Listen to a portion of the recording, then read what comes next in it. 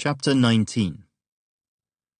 Now the two angels came to Sodom in the evening, and Lot was sitting in the gate of Sodom. When Lot saw them, he rose to meet them, and he bowed himself with his face toward the ground. And he said, "Here now, my lords, please turn in to your servant's house, and spend the night, and wash your feet, that you may rise early and go on your way." And they said, "No, but we will spend the night in the open square." But he insisted strongly, so they turned into him and entered his house. Then he made them a feast, and baked unleavened bread, and they ate. Now before they lay down, the men of the city, the men of Sodom, both old and young, all the people from every quarter, surrounded the house. And they called to Lot, and said to him, "Where are the men who came to you tonight? Bring them out to us, that we may know them carnally." So Lot went out to them through the doorway, shut the door behind him, and said, "Please, my brethren, do not do so wickedly. See now, I have 2 daughters who have not known a man. Please, let me bring them out to you, and you may do to them as you wish.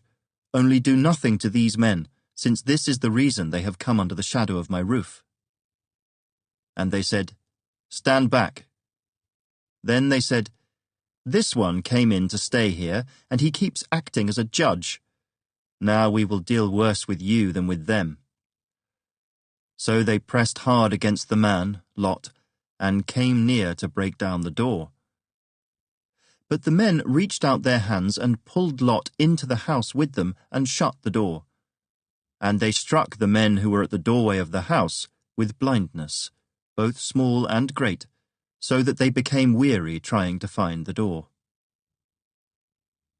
Then the men said to Lot, "Have you anyone else here?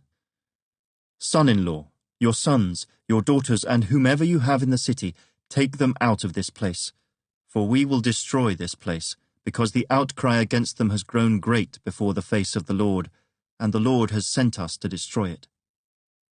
So Lot went out and spoke to his sons-in-law, who had married his daughters, and said, "Get up, get out of this place, for the Lord will destroy this city."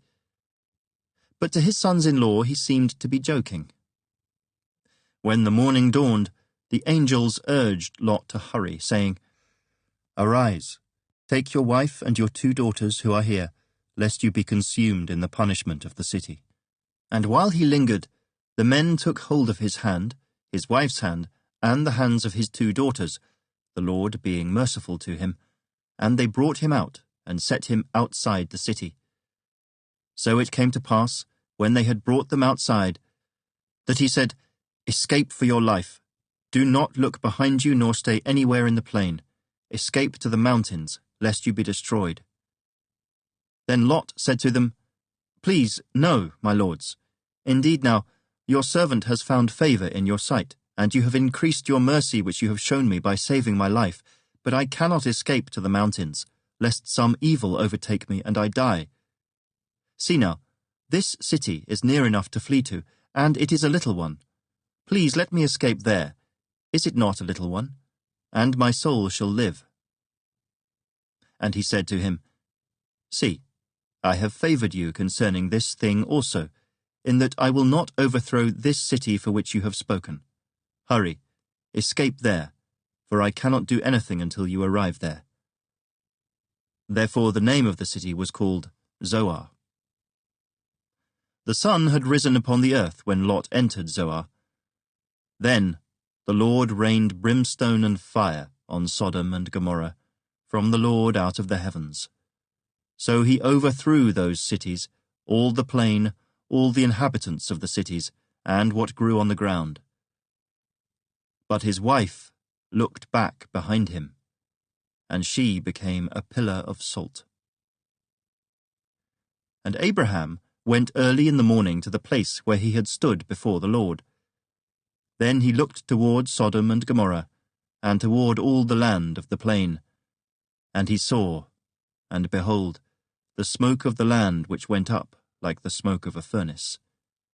And it came to pass, when God destroyed the cities of the plain, that God remembered Abraham, and sent Lot out of the midst of the overthrow, when he overthrew the cities in which Lot had dwelt.